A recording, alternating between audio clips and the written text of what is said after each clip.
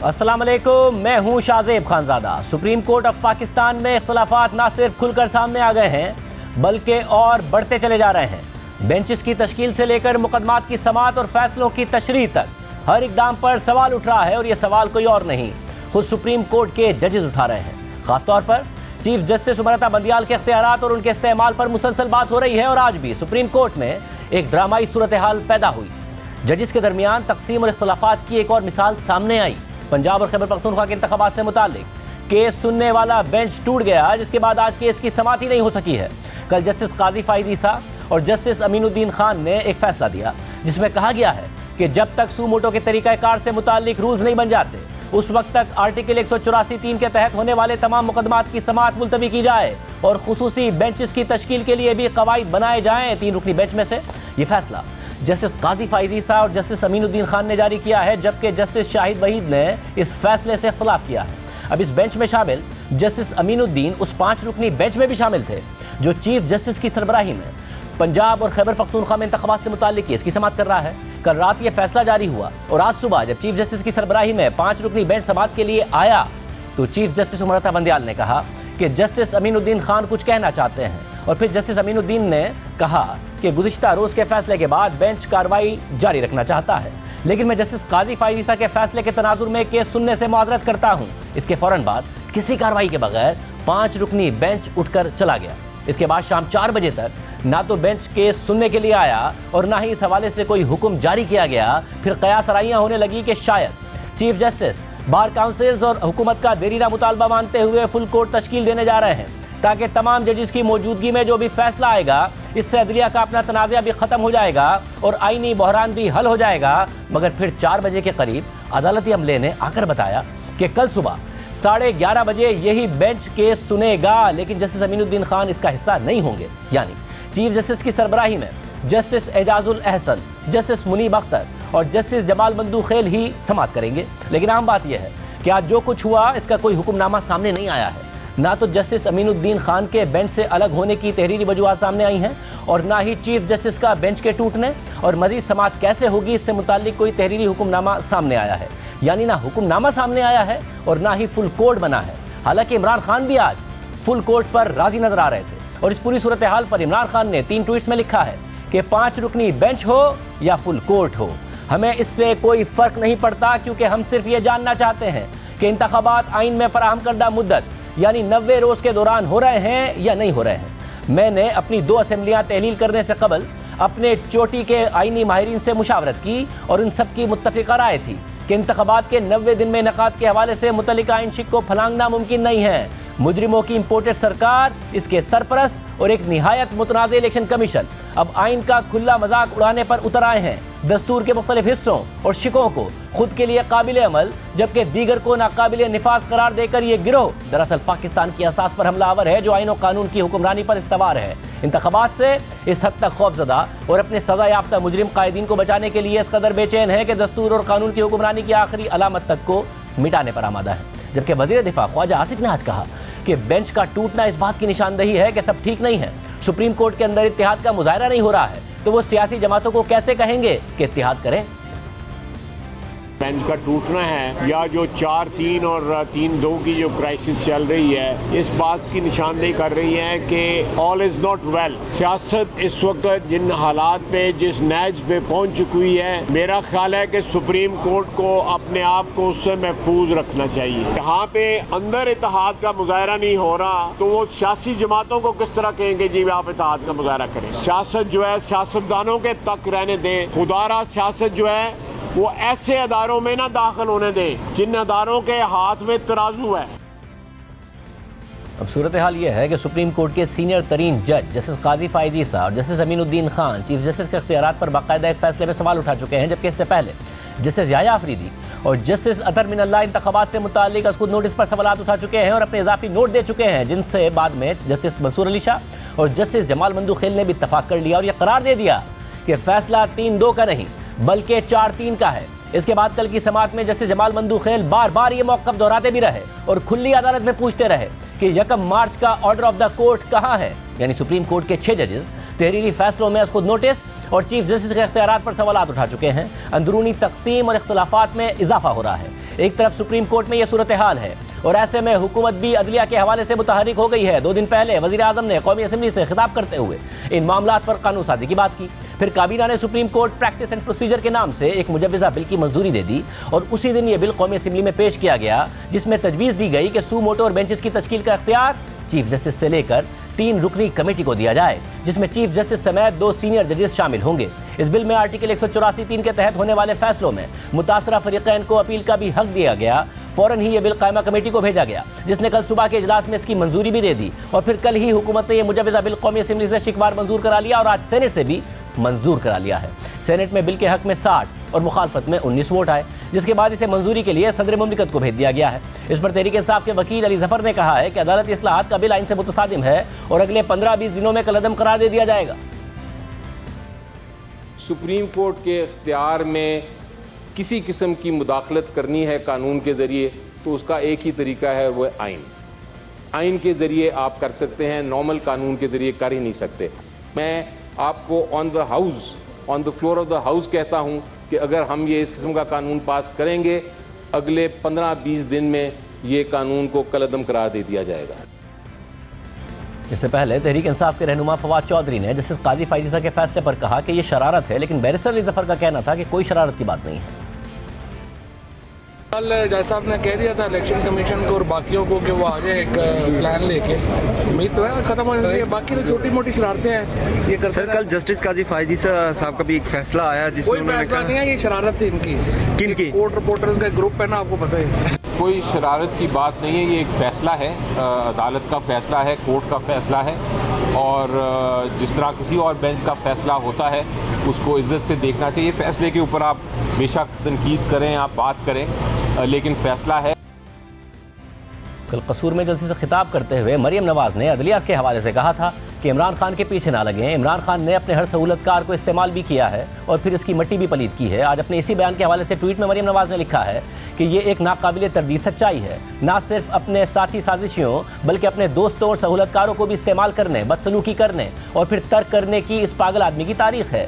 जज 2 बार सोचें और मोहतात रहें। जनरल बाजवा, जनरल फैज, साकिब निसार और एक नातमाम फहरिस्त है दोस्तों और ख़ानदान वालों की एक और फहरिस्त है जिनके पैसे पर यह पलता रहा, खाया पिया और फिर धोखा दे दिया। एक तरफ ये सियासी बयानबाजी जारी है और दूसरी तरफ इमरान खान को अदालतों से रिलीफ मिलने का सिलसिला जारी है। एक केस जो काबिल समात होने के मरहले से गुजरकर फर्द जुर्म आयद होने के मरहले पर पहुंच गया था। हुकूमत को इस केस से बहुत उम्मीदें थी। अब वही केस इमरान खान की सिर्फ एक हाजिरी की वजह से वापस काबिल समात होने के मरहले पर चला गया है और उस पर भी दलाइल के लिए इमरान खान को 1 महीने की मोहलत मिल गई है। एडिशनल सेशन जज जफर इकबाल ने तोशा खाना रेफरेंस की मजीद समात 29 अप्रैल तक मुलतवी कर दी है और यह भी इशारा दिया है कि केस के काबिल समात होने पर दलाइल लंबे होंगे।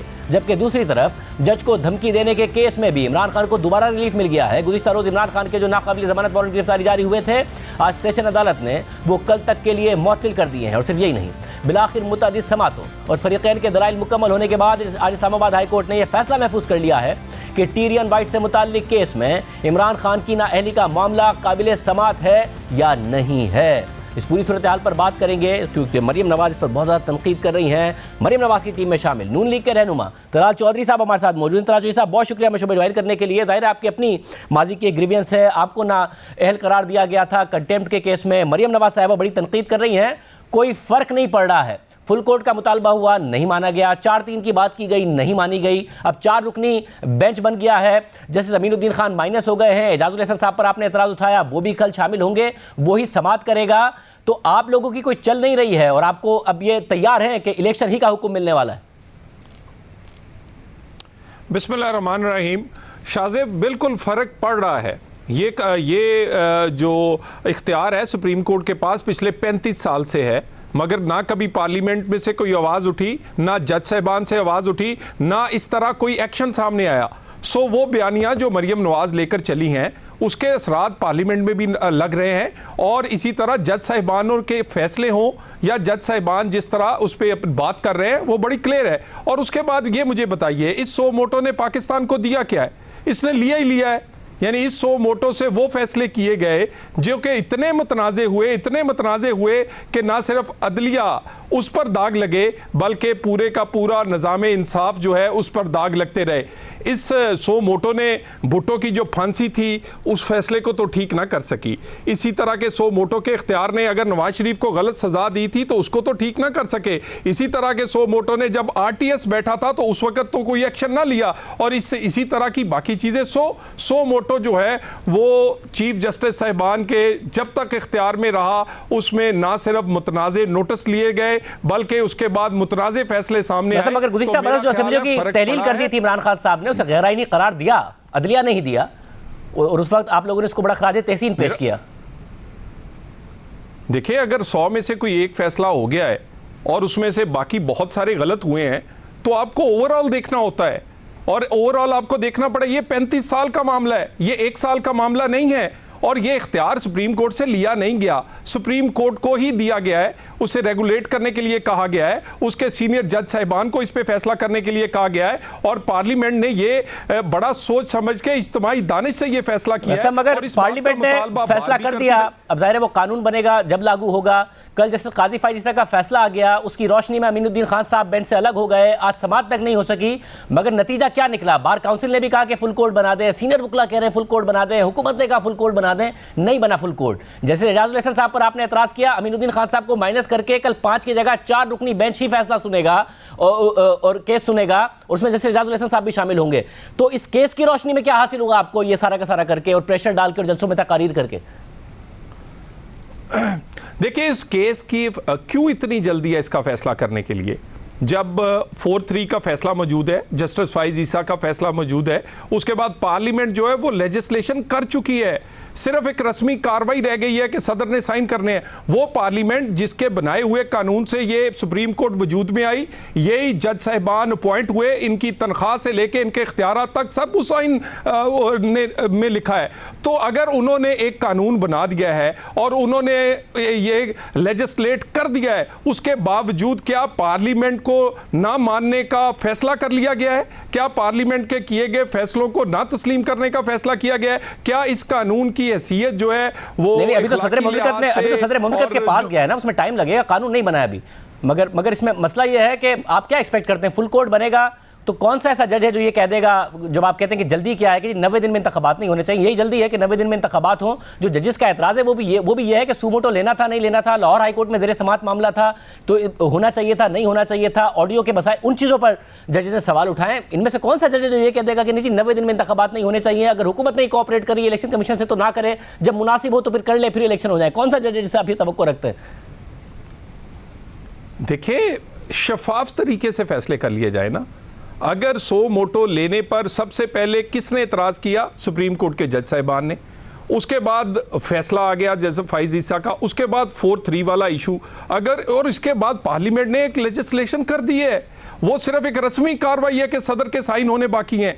उसके बावजूद अगर ये प्रोसीडिंग चलाई जाती है तो क्या इस पे सवाल और उंगलियां नहीं उठेंगी? बिल्कुल उठेंगी। और इतनी जल्दी और शफाफियत के बगैर इस तरह के फैसले जो कि इंतखाबात के बारे में हो, इस तरह तो इंतखाबात मुतनाज़े होने शुरू हो जाएंगे इस फैसले के साथ ही।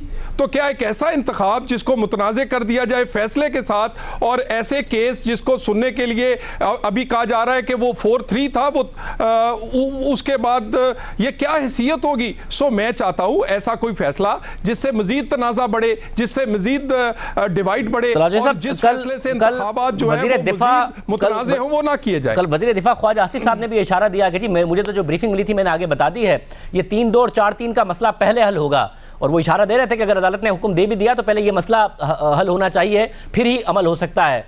मरियम नवाज साहिबा भी कह रही हैं तराजू बराबर करो, पहले एहतसाब फिर इंतखाब, यानी कि अगर कल फैसला दे भी दे ये 4 रुकनी बेंच तो हुकूमत का मानने का कोई इरादा नहीं है। देखिए, गुजारिश ये है, हमारा एक क्या कहते हैं हक है, और ये हमारा आईनी हक है, ये हमारा सियासी हक है कि हमें इंसाफ मिले। हमने तहरीक चलाई है, हमने मुश्किलें सही हैं, हमने पिछले 5 साल इसमें क्या कुछ नहीं सहा, और आखिरकार हम कामयाब हुए हैं अपने नुक्ता नज़र को मनवाने में। सारी दुनिया आज हमारे साथ खड़ी है, पार्लियामेंट खड़ी है, जज साहिबान खड़े हैं, कानून जानने वाले खड़े हैं, सहाफ़ी खड़े हैं, दुनिया के जो लोग कानून को समझते हैं सब खड़े हैं। कोई ब्लैक लॉक डिक्शनरी के साथ नहीं, उस तरह के फैसलों के साथ नहीं खड़ा। सो हम कामयाब हुए हैं। मजीद हम अपना पब्लिक प्रेशर जो है, हमारा हक है कि हम इसको सियासी दबाव बढ़ाएं, हमारा हक है कि हम अवामी अदालत में लेकर जाए और हमारा हक है कि हम इंसाफ ले। हमें इंसाफ क्यों नहीं मिल रहा? क्या हमने किया है? यानी हमारे साथ जो फैसले किए, मैं विक्टिम हूं उसका, सो मोटो लेकर अपनी मर्जी का बेंच बनाकर मेरे जैसे आदमी के आपने कैरियर दागदार कर दिया और मेरे हल्के को एक नुमाइंदा देने से महरूम कर दिया। और मेरे 4.5 साल कौन लुटाएगा? मेरे 5 साल कौन लुटाएगा? मगर अगर आप ये के साथ आपने क्या किया? मगर अगर आपकी ख्वाहिश थी कि जो आप लोगों के साथ हुआ, मैं नवाज शरीफ साहब के साथ हुआ, वही इमरान खान साहब के साथ हो, तो वो तो नहीं नजर आ रहा है। जो 2 केसेस जिनका बार बार मरियम नवाज साहब भी हवाला देती हैं, टीनियन वाइट केस का फैसला महफूज हुआ है काबिल समाअत होने या ना होने पर, मगर जो समाअत हुई है उसमें जजेस के रिमार्क्स आपने देखे हैं। फिर जो तोशा खाना था जो फर्द जुर्म तक चला गया था, वो अब काबिल समाअत होने पर चला गया है। इमरान खान साहब गए, फिर जो कुछ हुआ वो गाड़ी में उनकी हाजिरी लग गई और अब आज भी आपने देखा उन्हें रिलीफ मिल गया। तो आप लोगों की जो उम्मीद थी वो कहां पर बर आ रही है? जो आप कह रहे हैं प्रेशर डालेंगे, और वो कहां पर बर आ रही है? देखिए शाहजेब, ये तो बिल्कुल भी कोई कंपैरिजन नहीं है इमरान खान के केसेस का और मियां नवाज शरीफ के केसेस का, बिल्कुल कोई कंपैरिजन नहीं है। इमरान खान ने तो सब गुनाह किए हैं, हमें तो ना करदा गुनाहों की सजा मिली है, हमें तो विक्टिमाइज किया गया है। वहाँ पर क्या 8 साल से फॉरेन फंडिंग का मामला स्टे पे स्टे नहीं चलता रहा? क्या फॉरेन फंडिंग नहीं पता चल गया कि फॉरेन फंडिंग हुई थी? क्या तोशा खाना में मिस डिक्लेरेशन ऑफ एसेट नहीं हुई? क्या लोग यहाँ पर मस्जिद का अकाउंट या 10,000 रुपए का अकाउंट ना शो करके या 2 शनाख्ती कार्ड होने पर तायार नाहिल नहीं हुए? मिस डिक्लेरेशन एसेट हुई, आपने चोरी से वो पूरा तोशा खाना बेचा, अमानत में खयानत की। और उसके बाद बच्ची का मामला, बच्ची के नाम तो क्या पता आपने आधी दुनिया के अकाउंट रखे हों और इस बात का बड़ा खदशा है कि उनके नाम बहुत सारी जायदाद होगी और जानबूझ के बच्ची को शो नहीं किया जा रहा। और ये कोई छोटा मामला नहीं है और इन मामलों पे कब से चल रहे हैं। टेहरियान कोई कल पैदा नहीं हुई, ये 15 साल से ज्यादा से 3 इलेक्शन इमरान खान इस पे लड़ चुके हैं। उसके बाद फॉरेन फंडिंग 2013 का इलेक्शन लड़ा, 18 का लड़ा, 23 का भी लड़ना चाहते हैं ताकि उसका फैसला ना आए। इमरान खान को जल्दी इसलिए है, उसको इसलिए जल्दी नहीं है कि उसे कोई आइन की परवाह है, उससे जल्दी इसलिए है कि कहीं उसको उसके गुनाहों की सजा ना मिल जाए, फैसले ना आ जाए। उसी तरह फैसलों को रुकवाना चाहता है जैसे 2013 और 18 में रुकवाया, देखते हैं कि इंतखाब पहले हो, फैसले बाद में आए। अब देखते हैं कि अदालत इस हवाले से क्या करती है। तो चौधरी साहब हमारे साथ मौजूद थे, हमने तहरीक इंसाफ के भी मुतअद्दिद रहनुमा को प्रोग्राम में आने की दावत दी है, वो नहीं आए हैं। एक और बहुत अहम इशू है, वो आपके सामने रखेंगे ब्रेक के बाद। हुकूमत ने आज तहरीक इंसाफ की हुकूमत के एक और फैसले को रिवर्स करते हुए सुप्रीम कोर्ट के सीनियर जज जस्टिस काजी फाइज ईसा के खिलाफ सुप्रीम कोर्ट में दायर करदा क्यूरेटिव रिव्यू पिटीशन वापस लेने का ऐलान कर दिया है। गुज़िश्ता साल वफाकी काबीना ने जस्टिस काजी फाइज ईसा के खिलाफ सुप्रीम कोर्ट में दायर क्यूरेटिव रिव्यू की दरख्वास्तें वापस लेने का फैसला किया था, जिसके बाद आज वज़ीर आज़म शहबाज शरीफ ने अपनी ट्वीट में इसका बाकायदा ऐलान करते हुए कहा है कि मेरी हिदायत पर हुकूमत ने फैसला किया है कि सुप्रीम कोर्ट के सीनियर तरीन जज जस्टिस काजी फाइज ईसा के खिलाफ क्यूरेटिव रिव्यू पिटीशन वापस ली जाए। ये क्यूरेटिव रिव्यू इमरान नियाजी की ईमा पर बदनीयती पर मबनी था, जिसका मकसद मुअज़्ज़िज़ जज को हिरासां करना और डराना था।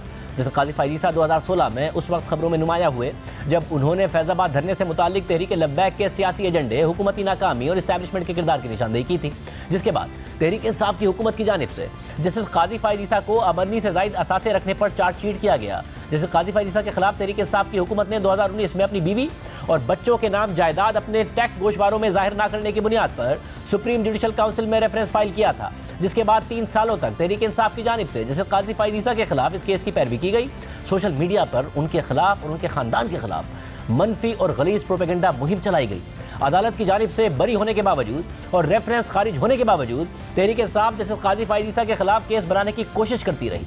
सुप्रीम कोर्ट की जानिब से जस्टिस काजी फाइज ईसा के खिलाफ रेफरेंस खारिज होने के बाद सुप्रीम कोर्ट में क्यूरेटिव रिव्यू फाइल कर दिया, लेकिन हुकूमत खत्म होने के बाद तहरीक इंसाफ न सिर्फ इस केस से पीछे हट गई बल्कि जस्टिस काजी फाइज ईसा के खिलाफ रेफरेंस के आर्किटेक्ट पर भी सवाल उठा रही है कि रेफरेंस किसके ईमा पर बनाया और भेजा गया।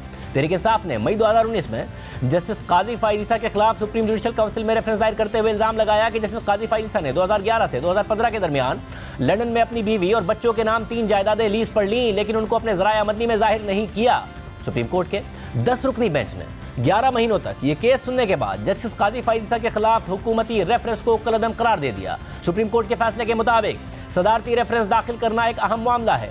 उस जज के लिए संगीन नताइज होते हैं जिसके खिलाफ रेफरेंस तैयार किया जाता है। ज़ाहिरी तौर पर यह अमल एक जज की मुद्दत मुलाजमत में मुदाखलत करता है, इसलिए जो इल्ज़ाम रेफरेंस में आयद किए जाते हैं वो वाज़ेह सबूत और वाज़ेह कानूनी तज्ज़िये पर मबनी होने चाहिए। एक सदारती रेफरेंस सिर्फ मफरूज़े पर कायम नहीं किया जाता, लेकिन जस्टिस काजी फाइज ईसा पर फॉरेन एक्सचेंज रेगुलेशन एक्ट की जो खिलाफ वर्जी का इल्ज़ाम लगाया गया वो मफरूज़े पर मबनी है जिसके पीछे कोई सबूत नहीं, इसलिए इल्ज़ाम बरकरार नहीं रहता। फैसले के मुताबिक सदारती रेफरेंस में एक बड़ी खामी सदर की तरफ से अपनी राय ना बनाने की नाकामी है। आइन वाज़ेह तौर पर यह बताता है कि सुप्रीम कोर्ट के जज के खिलाफ सुप्रीम जुडिशल काउंसिल इंक्वायरी की हिदायत से पहले सदर को यह राय बनानी चाहिए थी कि वो जज मिसकंडक्ट का मुर्तकिब हुआ है या नहीं। सदर के लिए यह जरूरी था कि उन लोगों से मशवरे लेते जो टैक्स और माली मामलात में महारत रखते हैं। इसलिए यह बात नहीं कही जा सकती कि सदर ने यह रेफरेंस दाखिल करने के लिए एक इन्फॉर्म्ड ओपिनियन कायम किया था, बल्कि उन्होंने सिर्फ वजीर आजम के मशवरे की पैरवी की थी और इसकी सदाकत का जायजा नहीं लिया था। इन तमाम खामियों के पेश नज़र रेफरेंस को कलअदम करार दिया जाता है। सुप्रीम कोर्ट ने जस्टिस काजी फायजी साहब के खिलाफ रेफरेंस तो कलअदम करार दे दिया था, लेकिन FBI को उनके और उनके अहल खाना की जायदादों की तहकीकात का हुक्म दे दिया था, जिसके खिलाफ जस्टिस काजी फायजी साहब ने दरख्वास्त की थी। जिसके बाद अप्रैल 2021 को जारी किए गए फैसले में सुप्रीम कोर्ट ने जस्टिस काजी फायजी साहब और उनकी अहलिया के मौक़िफ़ को तस्लीम करते हुए 19 जून 2020 के इस हुक्म को भी वापस ले लिया था। 10 रुकनी बेंच ने 6-4 की अक्सरियत से न सिर्फ इस हुक्म को वापस लिया, बल्कि इस ज़मीन में होने वाली तमाम कार्रवाइयों को भी गैर कानूनी करार दे दिया था। लेकिन जब अगले साल 29 जनवरी को इस केस का तफसीली फैसला सामने आया तो तहरीक इंसाफ के हुकूमती अराकीन की जानिब से सुप्रीम कोर्ट के फैसले की गलत तशरीह करके जैसे काजी फायजी साहब के खिलाफ मनफी प्रोपेगेंडा मुहिम चलाई गई और ये तासुर दिया गया कि इस फैसले से जजेस और उनके अहल खाना को एहतसाब से इस्तिस्ना दिया गया है, जबकि इस फैसले में यह लिखा था कि जजेस और उनके अहल खाना के साथ वैसा ही सलूक किया जाएगा जैसा कि किसी आम शहरी के साथ। लेकिन अगर मसला जैसे काजी फायजी साहब की अहलिया की जायदादों का है, उनकी अपनी नहीं और उनकी अहलिया इंडिपेंडेंट है, तो ये मामला सुप्रीम जुडिशल काउंसिल को नहीं भिजवाया जा सकता। इसके अलावा अदालत इसकी तहकीकात का हुक्म नहीं दे सकती। यानी सुप्रीम कोर्ट ने उनकी अहलिया के खिलाफ FBI को आज़ादाना तहकीकात से नहीं रोका था। एक तरफ अदालती ऑर्डर्स जैसे काजी फायजी साहब को तहरीक इंसाफ की हुकूमत की जानिब से लगाए जाने वाले इल्ज़ामात से बरी कर रही थी। उनके खिलाफ तहकीकात में कोई सबूत भी सामने नहीं आए थे, लेकिन इसके बावजूद तहरीक इंसाफ ने उनके खिलाफ सुप्रीम कोर्ट में क्यूरेटिव रिव्यू पटिशन दायर कर दी। लेकिन हुकूमत ख़त्म होने के बाद तहरीक इंसाफ इस केस से पीछे हट गई। पहले साबिक वज़ीर आज़म इमरान खान ने गुज़िश्ता साल अप्रैल में इसे अपनी गलती करार देते हुए इसकी जिम्मेदारी उस वक्त के वज़ीर कानून फ़रूग नसीम पर डाल दी, जबकि फ़रूग नसीम ने दावा किया कि यह रेफरेंस वज़ीर आज़म की मंजूरी के बगैर आगे बढ़ ही नहीं सकता था और वज़ीर आज़म ने इसके लिए इसरार किया था। और फिर साबिक वज़ीर इत्तलात फवाद चौधरी ने फ़रूग नसीम को मुखातिब करते हुए कहा कि उन्हें जिम्मेदारी लेनी चाहिए, क्योंकि काबीना में उनकी मुखालफत के बावजूद फ़रूग नसीम इस मामले पर इसरार करते रहे। तो फ़रूग नसीम ने फवाद चौधरी को जवाब देते हुए कहा कि रेफरेंस काबीना के जरिए तो गया ही नहीं था। फवाद चौधरी काबीना के वो मिनट्स दिखा दें जिसमें उन्होंने मुखालफत की थी। वज़ीर आज़म इमरान खान ने खुद रेफरेंस दायर करने का कहा था। इमरान खान साहब ने कहा है कि मेरी गलती थी कि जस्टिस फायजी साहब के खिलाफ रेफरेंस बनाया गया और मुझे मिसगाइड किया गया। और फवाद चौधरी साहब ने कहा है कि आपने बाकायदा इसरार किया, वरना यहाँ तक भी डिबेट हुई कि ये जो बार एसोसिएशन है बुकला का काम है, अगर इस किस्म की कोई चीज़ आई भी है हुकूमत का काम नहीं है, मगर आपने इसरार करके ये काम कराया, आपने मिसगाइड किया वज़ीर आज़म इमरान खान को जस्टिस फायजी साहब के खिलाफ। देखें टोटल नॉनसेंस। अब देखें मुझे पुश कर रहे हैं ना, तो फिर मैं बताता हूँ आपको। हुआ ये सुबह 7 बजे फ़ोन आया इमरान खान साहब का मेरे पास और उनका कि फ़ौरन आओ। मैंने कहा सर आता हूँ। मैं 9 साढ़े 9 तक पहुँचा, नहीं मुल्क साहब ज़िंदा थे और उन्होंने यही कहा कि ये जो इनकी एसेट्स हैं ये इस तरह का है और हमारा एंटी करप्शन का एजेंडा है, फ़ौरन इसका रेफरेंस बनाया जाए। अच्छा, अब बात सारी ये है कि मुझे क्या पड़ी थी, वो तो जो भी चीज़ रिकवर हुई इंफॉर्मेशन ARU की तरफ से रिकवर हुई। अच्छा, अगर 1 मिनट के लिए मान लेते हैं मैं कह रहा था उनको ये बनाने के लिए, तो ये डिसीजन मेकर तो इमरान खान साहब थे, सदर पाकिस्तान थे, ये सारा गलत है। ताहम जब इमरान खान ने गलती का एतराफ़ किया तो सदर आरिफ अलवी भी अपनी पोजीशन से पीछे हट गए और कहा कि अगर इमरान खान समझते हैं कि उन्हें ये नहीं करना चाहिए था तो मुझे भी ये नहीं करना चाहिए। हालांकि सदर आरिफ अलवी कैसे पहले रेफरेंस का दिफा करते थे। आज तहरीक इंसाफ रेफरेंस की जिम्मेदारी लेने को भी तैयार नहीं है, जबकि खुद साबिक DG FIA बशीर मेमन ने 28 अप्रैल 2021 को हमारे प्रोग्राम में दावा किया कि हुकूमत चाहती थी कि FIA जस्टिस काजी फायजी साहब के खिलाफ केस तैयार करे।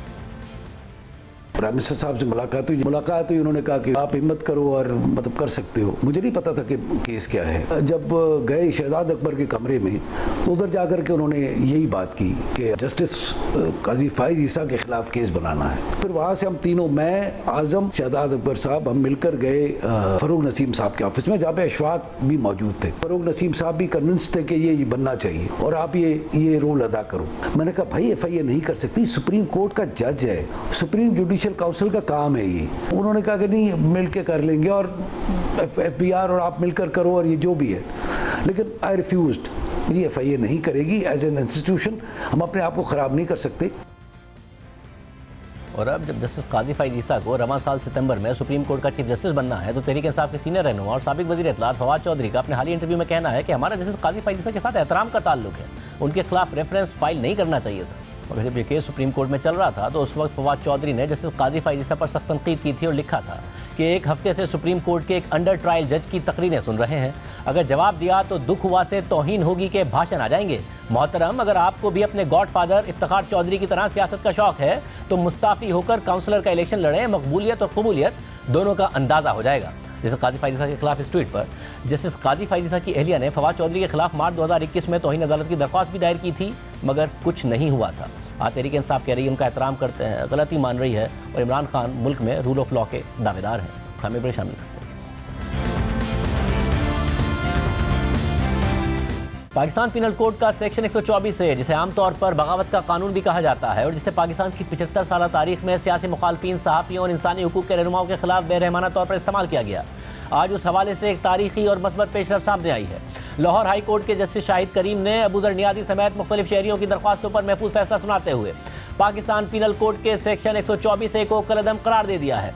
यानी इस तारीखी अदालती फैसले से अब इस जालिमाना कानून का खात्मा हो गया है, जिसे इस्टेब्लिशमेंट ने बार बार इस्तेमाल किया, जिसे सियासतदान हुकूमत में होते हुए अपने मुखालफिन के खिलाफ इस्तेमाल करते हैं, उसका दिफा करते हैं और जब अपोजिशन में जाते हैं तो यही कानून उन्हें बुरा लगने लगता है और वो इसे इंसानी हुकूक और आज़ादी इज़हार राय की रूह के खिलाफ करार देते हैं। तहरीक इंसाफ की हुकूमत में नून लीग जब अपोजिशन में थी तो नवाज शरीफ समेत इसके सियासी रहनुमाओं के खिलाफ बगावत के मुकदमात बने और नून लीग इसे तहरीक इंसाफ हुकूमत का सियासी इंतकाम करार देती रही। लेकिन जैसे ही तहरीक इंसाफ अपोजिशन में आ गई तो उन्होंने सेक्शन 124A को इस्लामाबाद हाई कोर्ट में चैलेंज कर दिया और उस वक्त के इस्लामाबाद हाई कोर्ट के चीफ जस्टिस अतर मिनल्लाह ने इस केस की समाअत करते हुए तहरीक इंसाफ की रहनुमा शीरी मज़ारी को कहा कि कानून साजी का इख्तियार पार्लियामेंट के पास है, उन्हें इस हवाले से पार्लियामेंट जाना चाहिए और फिर अदालत ने तहरीक इंसाफ की दरख्वास्त मुस्तरद कर दी। दिलचस्प बात यह है कि आज जब नून लीग हुकूमत में है तो वो इसी कानून के हक में दलाइल दे रही है और मुखालफिन के खिलाफ इसका इस्तेमाल कर रही है, क्योंकि कल तक जो कानून नून लीग के खिलाफ इस्तेमाल होता था आज वो उसी कानून को तहरीक इंसाफ के रहनुमाओं के खिलाफ इस्तेमाल कर रही है। लाहौर हाई कोर्ट में जब सेक्शन 124A के खिलाफ दलाइल दिए जा रहे थे तो नून लीग की वफाकी हुकूमत ने इस कानून का दिफा किया और वजारत कानून ने इसके हक में दलाइल दिए और मौक़िफ़ इख्तियार किया कि सेक्शन 124A आज़ादी इज़हार राय पर उस वक्त दुरुस्त पाबंदी लगाता है जब किसी भी बात में आया तहरीरी या ज़ुबानी तौर पर यह नियत मौजूद है कि वो मुआशरे में बिगाड़ और बदअमनी पैदा करे और मुतल्लिका हुकूमतों के खिलाफ तशद्दुद पर उकसाए।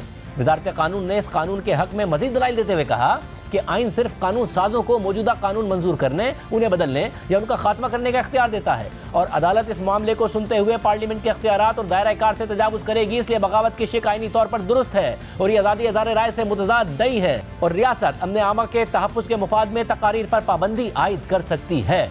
इसी तरह मौजूदा हुकूमत की एक और वजारत यानी वजारत इंसानी हुकूक ने भी अदालत में इस कानून के हक में दलाइल दिए, लेकिन अदालत ने इसके बावजूद आज इस जालिमाना कानून को कलअदम करार दे दिया है और तहरीक इंसाफ जिसके दौरे हुकूमत में इस कानून का बेदरीग इस्तेमाल हुआ आज वो इस फैसले को खुशाइंद करार दे रही है। सेक्शन 124A को कलअदम करार देने पर आज तहरीक इंसाफ के रहनुमा फवाद चौधरी ने जस्टिस शाहिद करीम की तारीफ में ट्वीट किया, मगर फवाद चौधरी साहब शायद ये भूल गए हैं कि उनके दौर में जब इस कानून को पार्लियामेंट के जरिए ख़त्म करने की कोशिश की गई तो उनकी हुकूमत इस हवाले से सबसे बड़ी रुकावट बन के सामने आ गई थी।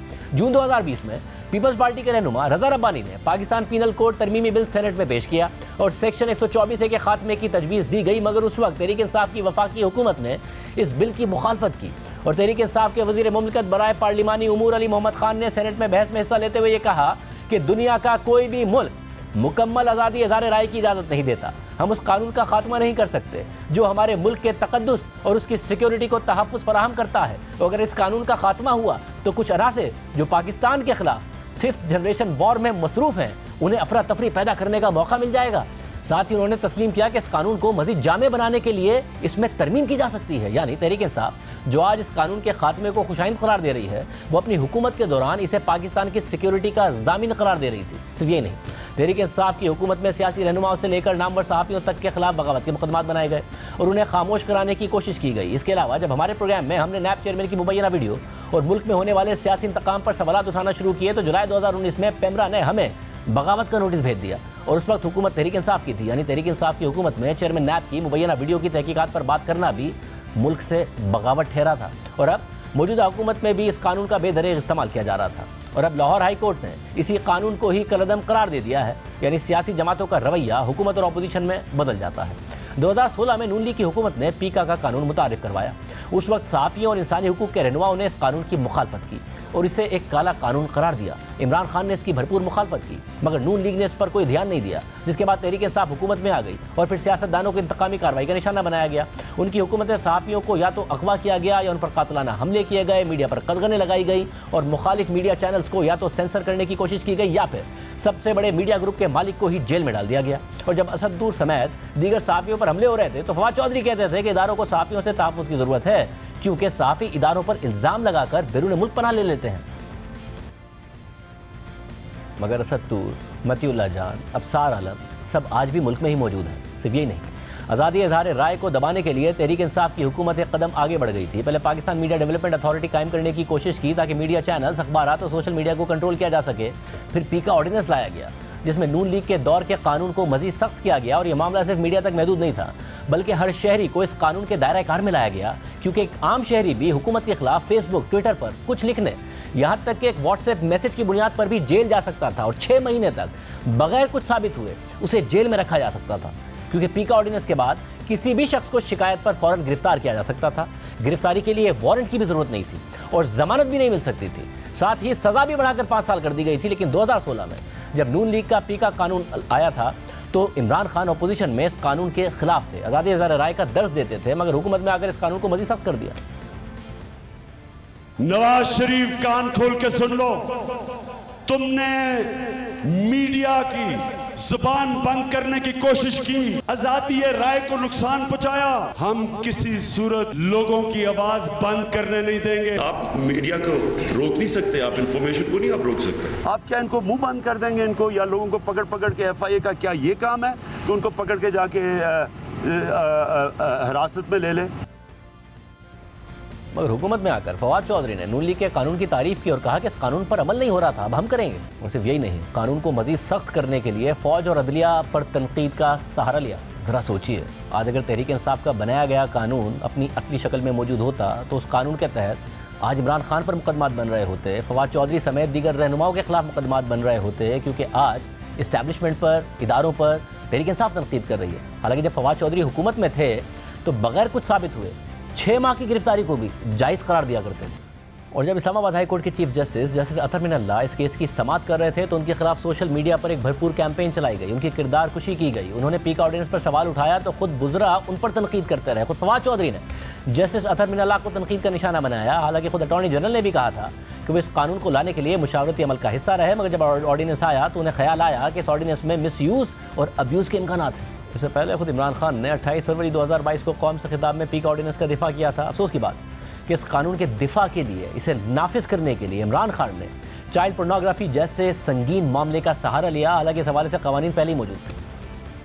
पीका लॉ, आप सबको ये बता दूं कि ये 2016 में बना था, इसमें सिर्फ हम तरमीम कर रहे हैं। पाकिस्तान में सोशल मीडिया के ऊपर इस तरह का गंद आ रहा है, इस तरह की चीजें आ रही हैं, चाइल्ड पोर्नोग्राफी आ रही है। 94,000 केसेस पड़े हुए हैं FIA के पास, जिसके अंदर घर की औरतों को तंग किया हुआ है, लोगों के घर उजड़ रहे हैं क्योंकि गंद उछाल रहा है, फेक न्यूज आ रही है, तस्वीरें गंदी दी जा रही हैं। इस पूरे मामले के बाद जस्टिस अतर मिनल्लाह ने पीका ऑर्डिनेंस को कलअदम करार दे दिया। आज यह कानून अपनी उस शक्ल में मौजूद नहीं है, लेकिन अगर यह कानून अपनी असल शक्ल में मौजूद होता तो इस सबका सबसे ज़्यादा नुकसान तहरीक इंसाफ को होता। बिल्कुल वैसे ही जैसे पाकिस्तान पीनल कोड के सेक्शन 124A की मौजूदगी का तहरीक इंसाफ को नुकसान हुआ, मगर आज फवाद चौधरी साहब सेक्शन 124A के खात्मे पर लाहौर हाई कोर्ट के जज की तारीफ कर रहे हैं। इसलिए मौजूदा हुकूमत भी सबक सीखे, क्योंकि जो आज बोएंगे वो कल काटेंगे। इजाज़त दीजिए, अल्लाह।